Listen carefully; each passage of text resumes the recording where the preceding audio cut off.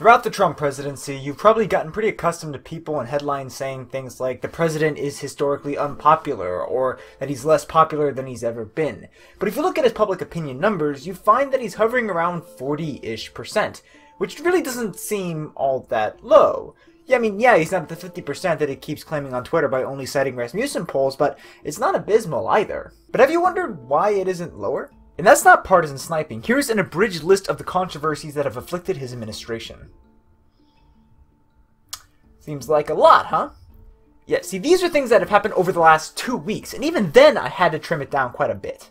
It's not like he's only doing things that aggravate Democrats. He's done a lot of stuff to piss off Republicans too, like suggesting a ban on assault weapons, openly praising dictators like Duterte, Kim Jong-un, and Vladimir Putin, his lackluster response to the murder of Jamal Khashoggi, the trade war that he decided to fight on numerous fronts, and again, that is a very small subset. And yet, his opinion rating still hovers at around 40%. In the 1980s, Ronald Reagan was known as the Teflon president, so called because controversies never seemed to stick, and Teflon is a common brand of nonstick cookware. Well, if Reagan was the Teflon president, then President Trump is like those extremely hydrophobic coatings that prevent damn near everything from sticking. Everything just seems to slide off. Which is pretty astounding, considering again the litany of controversies he's caused. It seems to defy rational explanation. It, and a number of other things that have happened over the last couple of years, probably seem that way, but there's a number of reasons why, and today we're going to talk about them to try to figure out why his approval is so stable and why it isn't lower than it is. If you ask professional pollsters why his opinion seems to be hovering at 40% so steadily, one of the first reasons they offer is the economy, specifically the fact that it's doing as well as it is. With all the usual caveats about how the state of the macroeconomy typically only barely corresponds to the actions of the president sitting in the White House, the economy is actually looking really strong right now. Unemployment is low, inflation isn't high, and recent numbers suggest that there's actually some modest wage growth going along. This is definitely part of the story. I mean, think back to President Bush's approval rating as the economy began to sink circa 2007. When he left office, the nation had his approval rating at about 30%, and unemployment was over double what it is today. But it isn't the entire story. I mean, unemployment was hovering at about 6.5% in 1994, and President Clinton still held at about 54% approval.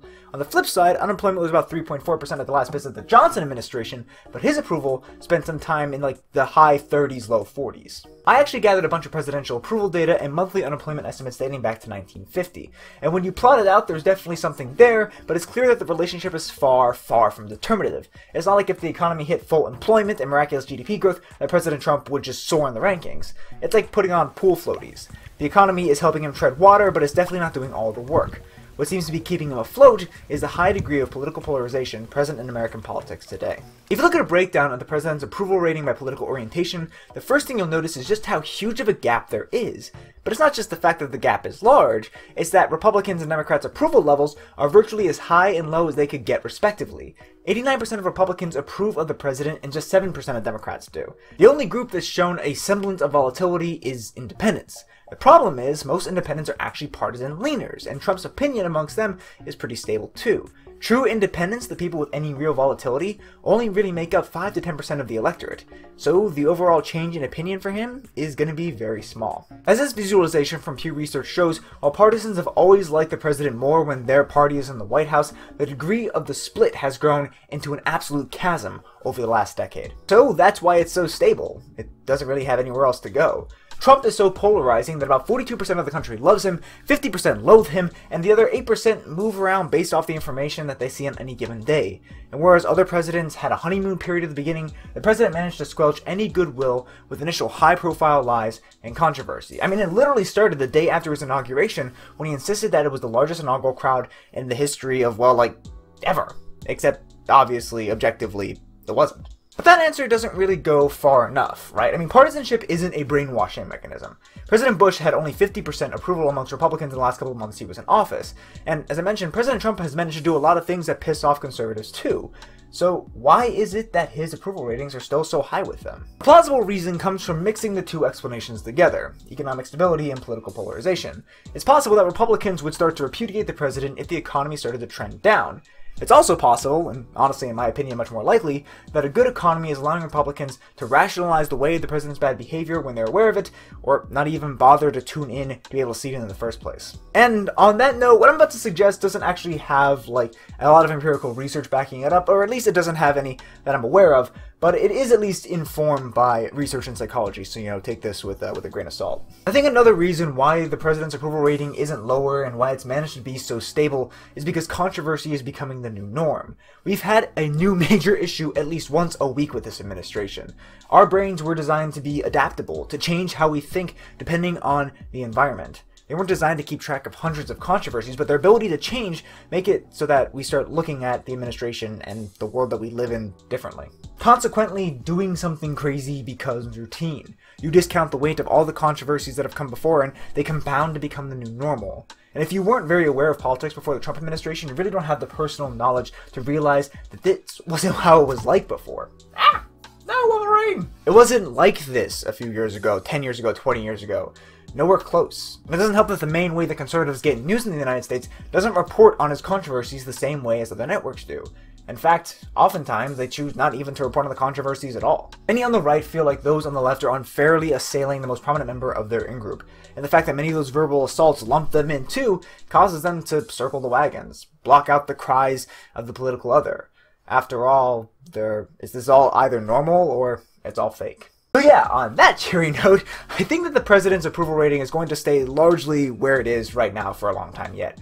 It would take a monumental shift to start getting people on the right to start rejecting him. To be honest, I'm not entirely sure what that thing would be, since most would perceive impeachment as being largely biased at this point, and, you know, they would also probably blame Democrats for any economic issues that come up since they've now taken the House. In an administration mired by volatility, it turns out that the president's approval is probably going to be the most stable thing about his time in office. What's up? I'm wearing new clothes. I'm not dressed up very well. I'm not even on the set or what I've made to be the set. So I originally planned on having this video made, cut, and out there a couple of weeks ago, but unfortunately I was having a really bad mental health week as this video was nearing the end of its production, so it just wasn't able to get out.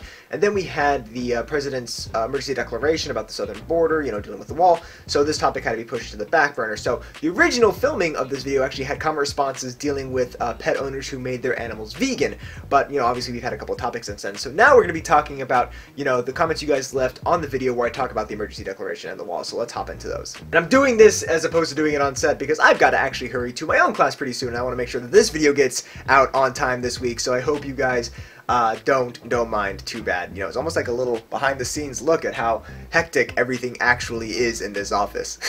So JJ's comment touches on this idea that, you know, this video, as well as a whole bunch of the rest of the media, is just really anti-Trump, right? It's really just biased against the president, you know, almost like, oh, look at these other people who made emergency declarations, but now President Trump's gonna do it? Oh, no, we can't be having that. I don't remember if I said so explicitly in the video, but this is actually the president's 4th emergency declaration, and the prior 3 were actually comporting very well with prior norms about when declarations were happening, you know, mainly during issues of economic sanctions. However, this declaration was the 2nd to be issued dealing with military mobilization, and the other one was a true bona fide emergency that happened under President W. Bush during 9/11, or just after 9/11. So, you know, the situation between 9/11 and now are drastically different. So this isn't just, oh, President Trump can't do something, he's not allowed to because he is President Trump. No, there are actual core differences. There are qualitative differences between what has happened here and even his previous 3 emergency declarations. I have my ways. Is it possible to learn this power? Not from a Jedi. Anna Huff had this really wonderful analogy that I'm not going to spoil by, you know, reading it out loud or trying to interpret it or something like that. I'm just going to leave it up here so you guys can read it at your own leisure. But I think it really points to the importance of not just rules, but also who gets to make the rules and the actors behind those rules, right? Politics isn't just about, you know, the people involved. It's about the rules, and it's about how the people get to make the rules and interpret them. So I think this comment really highlights that beautifully. I've seen this whole leftist professor brainwashes innocent college kids meme forever, and it's gotten to the point that I'm pretty sure I'm going to end up making a video about this fairly soon.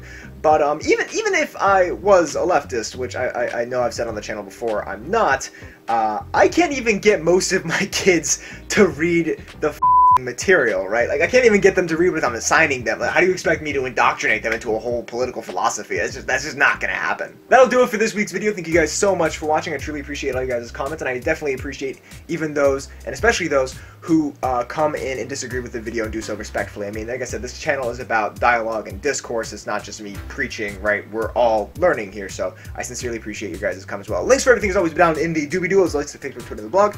For seeing you there as well. If you enjoyed this video, hope you consider giving it a thumbs up. If you want to support the channel, you can do so by commenting down below, by sharing this video, by subscribing to the channel, stay in the loop for more awesome social science content as uploaded. If you want to be guaranteed to be in the loop when I upload a new video, be sure to click the bell icon as well. As always, thank you guys so much for watching. I'll see you next time.